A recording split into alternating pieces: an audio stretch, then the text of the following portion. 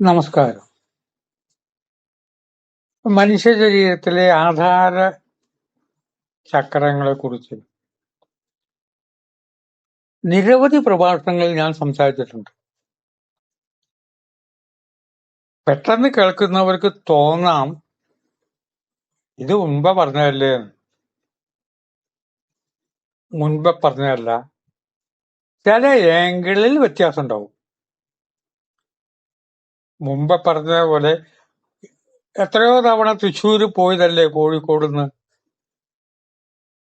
എത്രയോ തവണ തൃശ്ശൂരിൽ എത്തിയിട്ടുണ്ട്. അനവധി റൂട്ടിൽ കൂടെ ആയിരിക്കും പോയിട്ടുണ്ടാവുക.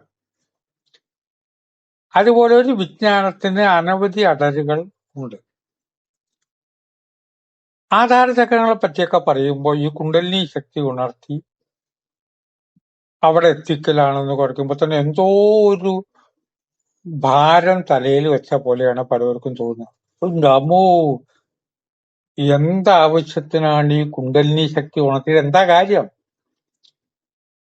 അതുകൊണ്ട് പൈസ വല്ലതും കിട്ടുമോ? പ്രൊമോഷൻ കിട്ടുമോ? മുതലുണ്ടാക്കാൻ പറ്റുമോ? ഇതൊക്കെ ചിന്ത വരും.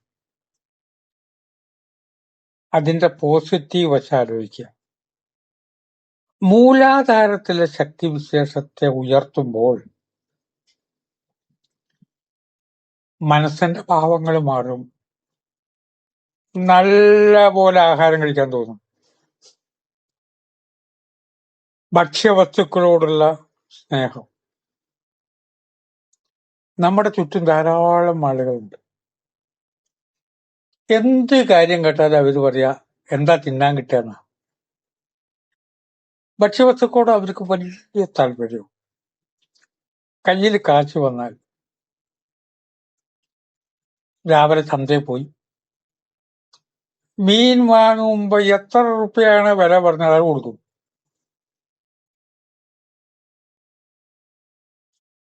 ഒരു മീൻകാരൻ മീൻ കൊടുക്കുകയാണ്.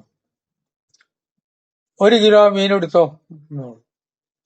അപ്പൊ സാധാരണഗതിയിൽ 350 വില പറഞ്ഞതിന് അന്നത്തെ ദിവസം 1400 വില. ഇന്ന് 1400 കേട്ടോ വില എന്ന് പറഞ്ഞു മീൻകാർ. അപ്പൊ ഇയാളുടെ മറുപടിയാണ്, എന്നോട് ഞാൻ വില എത്രയാന്ന് ചോദിച്ചില്ലല്ലോ, പൊതിയാണല്ലേ പറഞ്ഞത്. ഞാൻ അടുത്ത് നിൽക്കുകയാണ്. ഇങ്ങനെയൊക്കെ അടുത്ത് നിൽക്കുകയും സേവിക്കുകയും ചെയ്യുന്നതാണ് ധന്യമേ ജീവിതം പറയാൻ കഴിയുന്നത്. പിന്നെ ചിക്കൻ വേറെ വാങ്ങും. എന്തായിരുന്നു ഉച്ചയ്ക്ക് ആഹാരം എന്ന് ഞാനൊരു ഫ്രണ്ടിനോട് ചോദിച്ചു. ചിക്കനും ബീഫും മീനും മട്ടനും. അത്ര സാമ്പത്തികമുള്ള ആളാ. അത് ശരി, ഇത് മുഴുവൻ കഴിച്ചുവോ? ചിക്കനും ബീഫും മട്ടനും എല്ലാം. ഞാനിതൊക്കെ വാങ്ങിക്കൊടുക്കും, എനിക്കിപ്പോ ഒന്നും തിന്നാൻ വയ്യല്ലോ. പുള്ളി പറയും, എനിക്ക് വയറിന് ആകെ പ്രോബ്ലമാണ്, അതുകൊണ്ട് ഇതിപ്പോ ഒന്നും തിന്നാൻ വയ്യ, അതുകൊണ്ട് ഞാൻ കാര്യമായിട്ട് ഇതൊന്നും കഴിച്ചില്ല എന്ന് പറഞ്ഞു. ഇതൊക്കെ വാങ്ങേണ്ടതും ഒക്കെ തിന്നതാണ്. അദ്ദേഹത്തിന്റെയും മക്കളുടെയും സ്ഥിതി ആലോചിച്ച് നോക്കുമ്പോൾ മൂലാധാര ചക്രത്തിന് പ്രാധാന്യം കൊടുക്കുമ്പോൾ നല്ല ഭക്ഷണത്തിനോടുള്ള കമ്പം ഉണ്ടാകും. അതിനെ പോസിറ്റീവായിട്ട് കണ്ടാൽ ഇങ്ങനെയാണ്. പക്ഷെ തത്വചിന്താപരമായ ഉത്കർഷത്തോടു കൂടി ചിന്തിച്ചാൽ ഇത് നെഗറ്റീവാണ്. ഇന്നത് നെഗറ്റീവ് എന്നത് പോസിറ്റീവ് എന്ന് പറയാൻ നമുക്ക് അർഹതയില്ല. അത് പോസിറ്റീവ് അല്ലേ? നല്ലതുപോലെ ഇഷ്ടം പോലെ ആഹാരം കഴിക്കുക എന്നുള്ളത്. സ്വാധിഷ്ഠാനത്തിലേക്ക് കടക്കുന്നു. സ്വാധിഷ്ഠാന ചക്രത്തിലേക്ക് കടക്കുമ്പോൾ അവര് സുഖാന്വേഷികളാവും.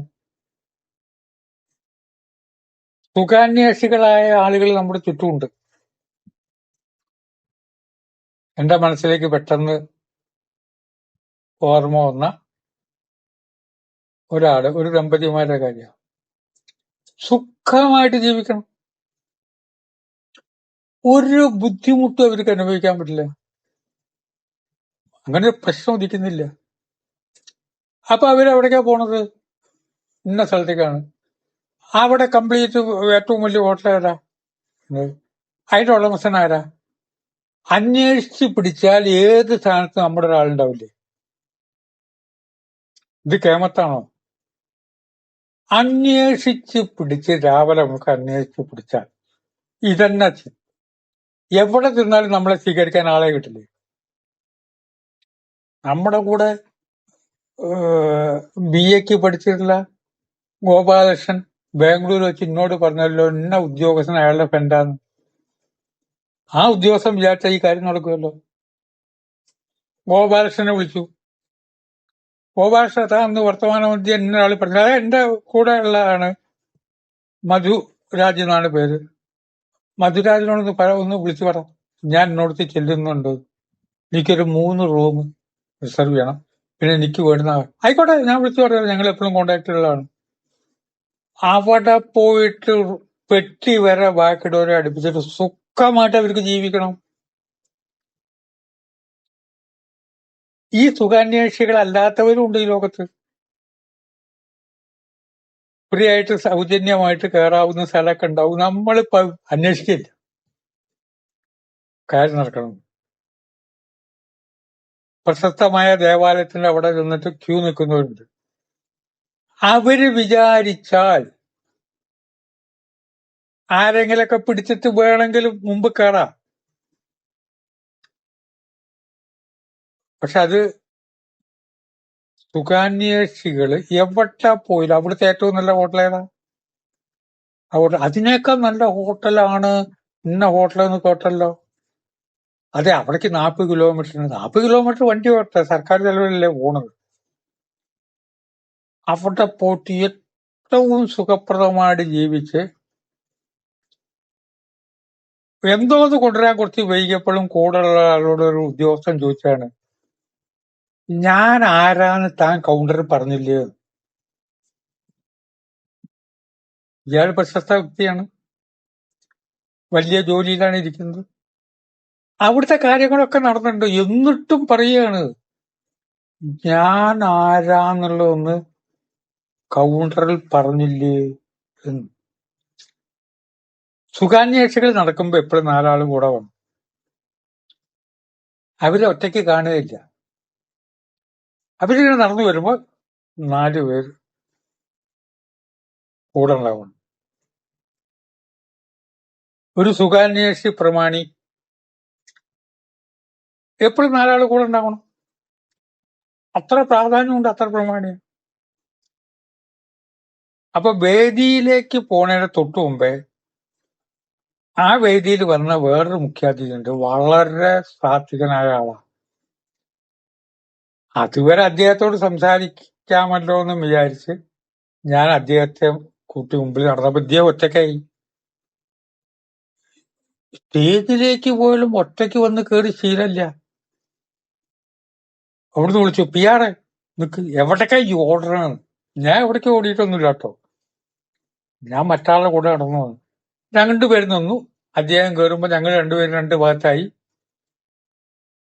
സുഖാന്വേഷണത്തിന്റെ പരിധിയിൽ ഇത് വരും.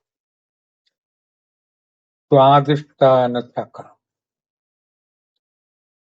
3ാമത്തെ മണിപൂരക ചക്രത്തിനും പ്രാധാന്യമുണ്ട്.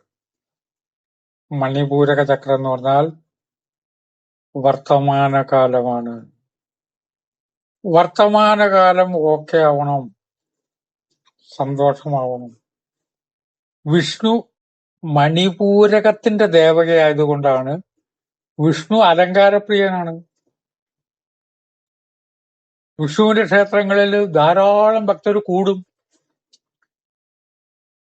കേരളത്തിലെ ഏറ്റവും അധികം ആരാധകർ വരുന്നത് ഗുരുവായൂരാണെന്നാണ് ഞാൻ മനസ്സിലാക്കുന്നത്.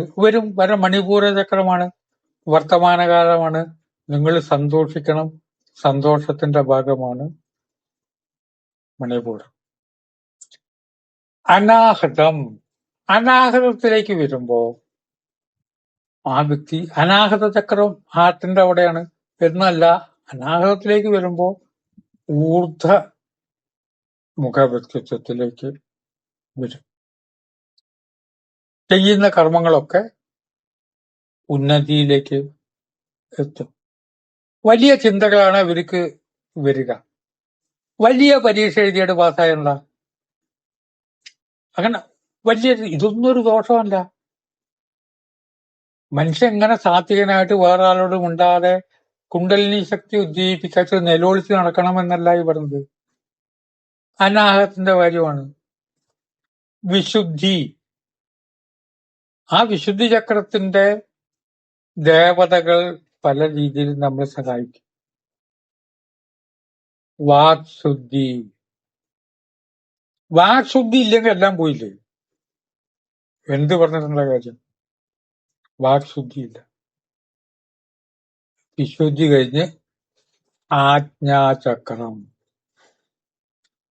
ആജ്ഞാചക്രം എന്ന് പറഞ്ഞാൽ നമ്മൾ ആജ്ഞാപിക്കേണ്ട പഞ്ചഭൂതങ്ങൾ ഇത് കേൾക്കും നമ്മുടെ ആഗ്രഹം. ഒന്ന് ശ്രമിച്ചു നോക്കൂ.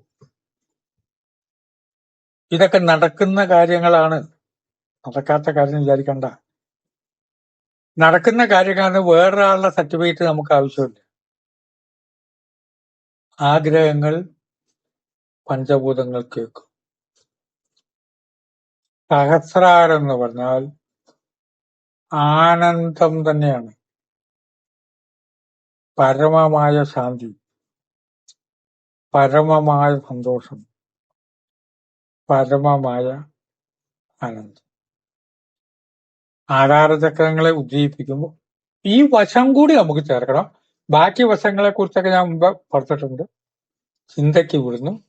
നമസ്കാരം.